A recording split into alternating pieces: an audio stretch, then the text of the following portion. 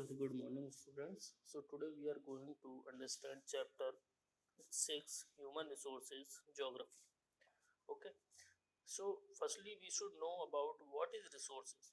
तो देखिए ऐसी चीज है जो कि हमारी नीड्स को पूरा कर रहे हो, डेली बेसिस को पूरा कर रहे हो, they are known as resources. ठीक है, तो हम शुरू करते हैं बात से ह्यूमन रिसोर्स. तो ह्यूमन रिसोर्स अगर हम टर्म देखें तो ह्यूमन जो है हमारे पूरे वर्ल्ड में सबसे बेहतर रिसोर्स ह्यूमन को माना जाता है, क्योंकि पूरा जो नेचर है वो भी हम तभी यूज में ले पाते हैं जब पीपल उसको यूजफुलनेस बनाता है या फिर उसको यूज करने लायक बनाता है. ठीक है, इस प्रकार से किसी चीज को अपने काम के योग्य बनाना ही उसको रिसोर्स कहलाने पर मजबूर करता है.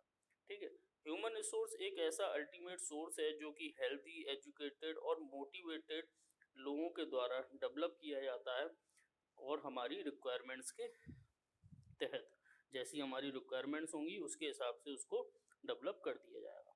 ह्यूमन रिसोर्स अगर हम और भी रिसोर्सेज देखें तो जिस प्रकार से सारे रिसोर्सेज इक्वली डिस्ट्रीब्यूट नहीं है ऑल ओवर द वर्ल्ड, उसी प्रकार से ह्यूमन रिसोर्स भी इक्वली डिस्ट्रीब्यूटेड नहीं है.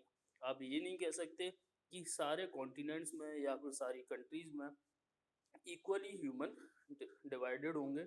ठीक है, हो सकता है किसी जगह पर समझदार लोग ज़्यादा हों, किसी जगह पर टेक्निकली लोग अच्छे हों, किसी जगह के लोग ऐसे अच्छे हों जो कि वर्किंग में किसी चीज़ में निपुण हो. तो ये सारी चीज़ें अलग अलग एरिया हिसाब से बटी हुई है. तो इसी के बेस पे हम देखते हैं डिस्ट्रीब्यूशन ऑफ पॉपुलेशन.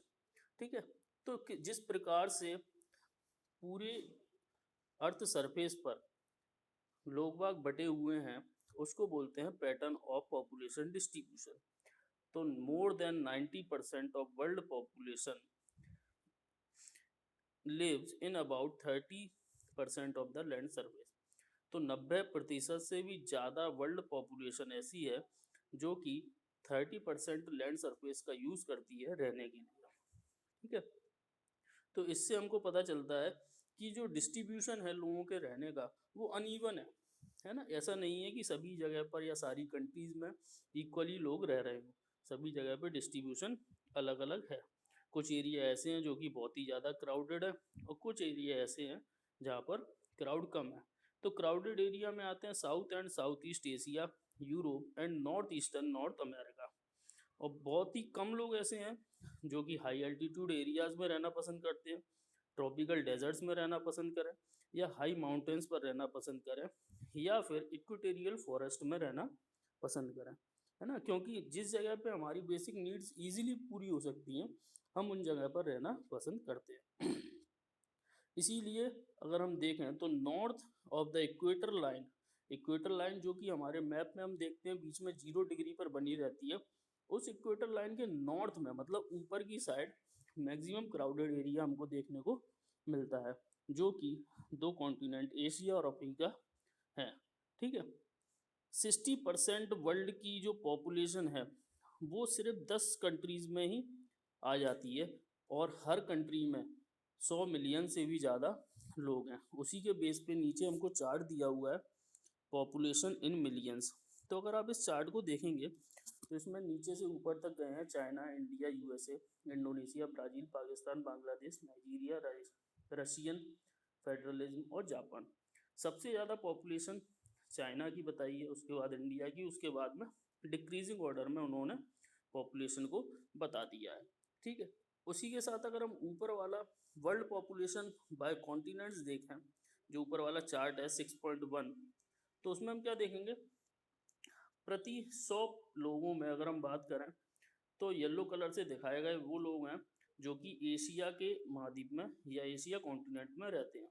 तो सबसे ज़्यादा यहीं की हमको पॉपुलेशन देखने को मिल रही है. उसके बाद Europe, Africa, central and south America, north America और ओशियनिक, ऑस्ट्रेलिया, न्यूजीलैंड वगैरह के एरिया के लोग बताए हुए हैं. चलिए फिर बात करते हैं हम डेंसिटी ऑफ पॉपुलेशन की.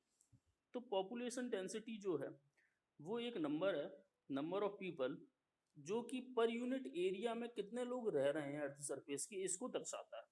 तो अगर हम नॉर्मली देखें तो हमको सीधी सीधी ये देखना है कि पर यूनिट स्क्वायर एरिया में, per unit square kilometre area में कितने लोग रह रहे हैं। तो अगर हम एक एवरेज डेंसिटी निकालें तो पूरे वर्ल्ड के अकॉर्डिंग 51% होंगे पर स्क्वायर किलोमीटर में रहने वाले, ठीक है। लेकिन जैसा हमने बात किया कि जो डिस्ट्रीब्यूशन है वो अनइवन है ना। ये बात कब कर रहे हैं, जब सभी के पास इक्वल डिस्ट्रीब्यूशन ऑफ लैंड कर दिया जाए तब 51% पर स्क्वायर किलोमीटर होंगे, लेकिन डिस्ट्रीब्यूशन इवन नहीं है, सभी का अनइवन है, ठीक। उसके बाद बात करते हैं हम factors affecting distribution of population. क्या फैक्टर्स अफेक्ट डालते हैं पॉपुलेशन के डिस्ट्रीब्यूशन पर। तो सबसे पहले ज्योग्राफिकल फैक्टर देखेंगे, ठीक है। क्या है, फर्स्ट है टोपोग्राफी। तो टोपोग्राफी क्या बताती है कि पीपल हमेशा प्रेफर करते हैं ऐसे प्लेन्स पे रहने के लिए, ऐसी जगह रहने के लिए जो कि प्लेन एरिया हो, ना कि माउंटेन वाला एरिया या प्लेट्यू वाला। क्यों, उसका कारण ये है कि प्लेन एरिया पे जो सोर्सेज हैं, जो इजीली मिलने वाले सोर्सेज हैं, वो यहाँ पर हाईली अवेलेबल हैं और इजीली अवेलेबल हैं। लेकिन अगर हम माउंटेन की बात करें तो ये सारी चीज़ें माउंटेन पर या फिर प्लेट्यूज पर या डेजर्ट्स में ये सारी चीज़ें इजीली अवेलेबल नहीं होती, ठीक है। साथ ही साथ प्लेन एरिया जो है फार्मिंग, मैन्युफैक्चरिंग और बाकी की सर्विसेज के लिए अच्छा है। इसीलिए अगर हम गंगा प्लेन देखें, गंगा नदी जो कि हरिद्वार में आके प्लेन पर आ जाती है, तो गंगा प्लेन को अगर हम देखें तो गंगा के किनारे जहाँ जहाँ आप देखेंगे मैक्सिमम क्राउडेड एरिया आपको देखने को मिल जाएगा, ठीक है। उसी के जगह अगर हम वर्ल्ड वाइड माउंटेन्स की बात करें, जैसे एंडिस हुआ, अल्प हुआ, हिमालय हुआ, यहाँ पर बहुत ही कम पॉपुलेशन देखने को मिलती है, ठीक। उसके बाद सेकंड पॉइंट है क्लाइमेट। तो पीपल हमेशा ऐसी जगह पर रहना पसंद करते हैं यहाँ का क्लाइमेट मॉडरेट हो, ना ज़्यादा ठंडा और ना ही ज़्यादा गर्म, ठीक है। क्योंकि एक्सट्रीम कोल्ड अगर होगा, ज़्यादा ही ठंडा क्लाइमेट होगा तो हम लोगों को रहना कठिन हो जाएगा, या एक्सट्रीम हॉट होगा तो भी रहना कठिन होगा। फिर बात करते हैं हम सॉइल की। तो सॉइल क्या है, फर्टिलिटी जो कि हमारे सॉइल में अवेलेबल होगी, तो लोग बाग ऐसी जगह रहना पसंद करेंगे जहाँ का जो सॉइल है वो फर्टाइल हो, ताकि हमको एग्रीकल्चर अच्छे रूप में मिल सके, ठीक है। फिर वाटर की बात करेंगे जो कि हमारी सबसे बेसिक और कंपलसरी नीड है हर व्यक्ति की, ठीक है। तो हम ऐसे जगह पर रहना पसंद करते हैं जहाँ हमको वाटर जरूर मिल सके, है ना। क्योंकि डेजर्ट में अगर हम रहने लगे और पानी नहीं है, फिर आपका सर्वाइव करना ही कठिन हो जाएगा। फिर बात आती है मिनरल्स की। तो ऐसी जगह जहाँ पर मिनरल के डिपॉजिट्स हों, जैसे डायमंड हुआ, कोल वगैरह हुआ, इस जगह पे भी लोग वहाँ रहना पसंद करते हैं, ठीक है। उसके बाद में तीन फैक्टर्स और बचे। पहला है सोशियल, दूसरा कल्चर और इकोनॉमिक। तो सोशियल कल्चर क्या है, ऐसी एरिया जहाँ पर अच्छे हाउसेज हों, एजुकेशन अच्छी हो, हेल्थ फैसिलिटी अच्छी हो, उन जगहों पर अगर हम देखेंगे तो वो मोर पॉपुलेटेड एरियाज आपको मिलेंगे। एग्जाम्पल दे दिया उन्होंने पुणे, ठीक है। उसके बाद आता है कल्चरल। कल्चरल क्या है कि ऐसी जगह पर भी हम लोग रहना पसंद करते हैं जहाँ पर हमारे धार्मिक चीज़ों से हमारा जुड़ाव लगा रहा है, ठीक है। एग्जाम्पल हो गया Varanasi, Jerusalem, Vatican city are some example.